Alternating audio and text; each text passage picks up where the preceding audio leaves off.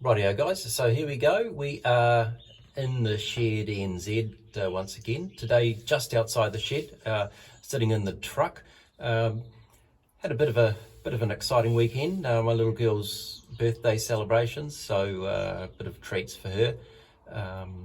They've gone back to their mums, so now it's just time to sit down and do a bit of housework on the old girl, so on the truck. So as you know, we've been doing some wiring, so we'll just come down here, a little bit of refreshments, and coming down here, tidying up the wiring at this stage. A lot of it is, I've had it running, and a lot of it is functioning as it should.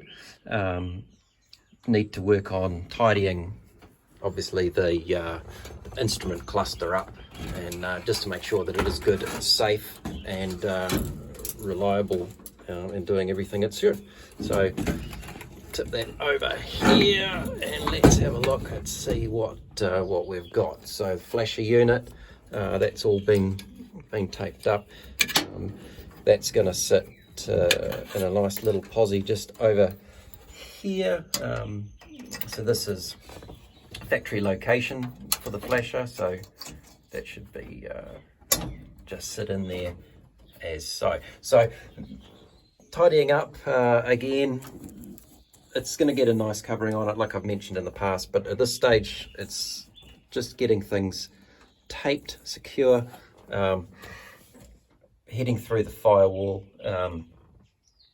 Now what I will do is in the future, at this stage it's just to get through compliance, get it running and get it able to be driven. But what I don't like is oil pressure gauges that run a thin plastic pipe that goes to a sender unit on the engine block through the firewall up to the gauge. So as you can see here, this comes in the back just through a little union here, with a little olive that just sort of tightens up. Now they are reasonably reliable, however, as it is just a plastic pipe, and if anything happens through chafing or heat, whatever, to compromise that pipe, obviously you lose oil pressure. So we don't like that. So in fact this truck here has got the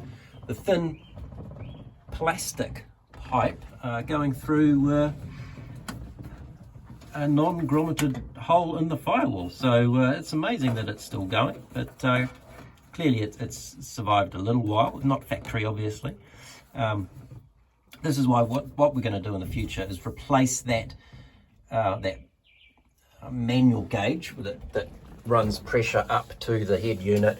We're going to replace that with an electronic unit. So a lot simpler, safer, more reliable. So what I've done in anticipation of this is I've added another wire, this grey one here, that heads through the firewall over there, and it comes up the loom. I've taped it to the existing loom, and that comes up to where the gauge is. So when it does come time to mount a different gauge, the electronic gauge, all I'm going to need is a power source and in fact this lead that comes up from the sender. So it's forward thinking, it's planning ahead.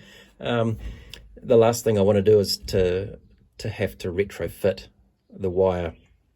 It just will be an add-on, and it just wouldn't look good. So at the moment it does look like a bit of a dog's breakfast, a bird's nest, as my grandpa would say. But it's getting there. It is a long process. We've got to try and tidy things up. Again, I keep saying tidy it up, but it is a big process.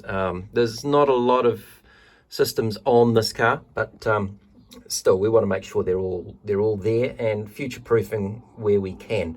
The other thing that I will do in the very near future, before I completely finish the wiring, is I've got a little fuse box. So these cars only run one fuse really, and that is down on the headlight switch. So this is a replacement switch, but it still is just running the single fuse. So that's not that reliable. Obviously, there's a lot of circuits that feed off power.